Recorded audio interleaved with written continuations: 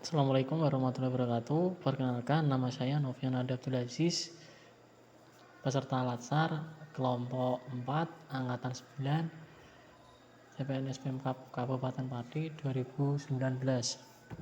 Di sini saya akan mencoba merefleksikan apa yang saya dapat di pembelajaran agenda 2. Dalam pembelajaran 2 ini lebih tepatnya membahas mengenai aneka. Nah, aneka ini yang saya temukan di dalam instansi saya, yaitu instansi SDN Tegalarum, ada kurang optimalnya pembelajaran di masa pandemi.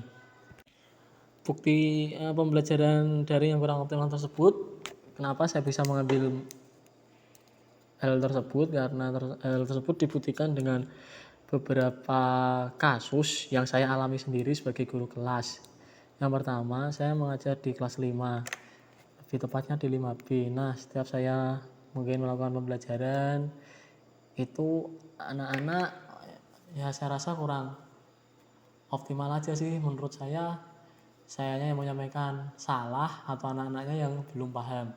Misalkan saya melakukan pembelajaran via Zoom, itu anaknya saya tanyain apakah udah pada paham anak-anak, jawabannya ya iya pak, sudah pak, hanya begitu. Nah, itu yang menjadikan alasan saya kenapa saya mengambil permasalahan kurang optimalnya pembelajaran di masa pandemi. Nah, untuk aneka dimulai dari akuntabilitas. Kita sebagai seorang guru itu harus memiliki akuntabilitas, karena akuntabilitas ini berorientasi pada hasil. Nah, jika kita dalam melakukan pembelajaran membuat anak-anak tidak paham, maka hasil kita juga belum memuaskan atau belum optimal. Seperti itu. Maka dari itu saya mencoba untuk mencari solusi supaya materi pembelajaran yang saya sampaikan bisa diterima oleh anak-anak dengan baik. Sementara nilai aneka berikutnya itu ada nasionalisme, di mana mungkin nanti saya dalam membuat media pembelajaran mungkin menerapkan tampilan-tampilan yang bernuansa nasionalisme, seperti kalau misal saya membuat PowerPoint, mungkin nanti tampilannya yang bernuansa nasionalisme, seperti ada budaya-budaya yang ada di Indonesia, suku-suku yang ada di Indonesia, adat istiadat yang ada di Indonesia itu seperti apa, supaya kita dalam pembelajaran itu bisa mengenalkan nasionalisme kepada anak-anak. Berikutnya ada etika publik.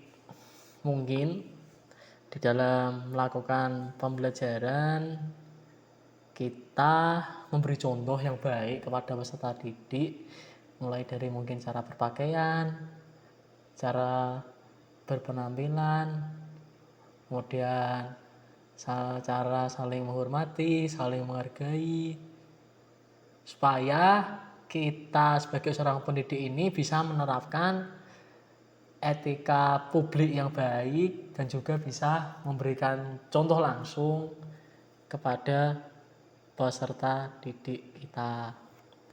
Sementara itu, nilai berikutnya ada komitmen mutu, di mana dalam komitmen mutu seorang guru itu mengajar merupakan kebulatan tekad guru yang paling utama, yaitu untuk menunjukkan kesungguhan dan mengarahkan segala kemampuan secara profesionalnya dalam melaksanakan tugas di sekolah. Contoh dari komitmen mutu seorang guru diantaranya itu adalah bentuk kepedulian, tanggung jawab, dan loyalitas di dalam pembelajaran.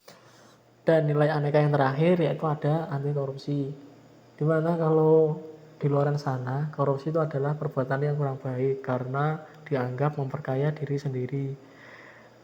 Dalam saya sebagai seorang guru, sebisa mungkin saya tidak melakukan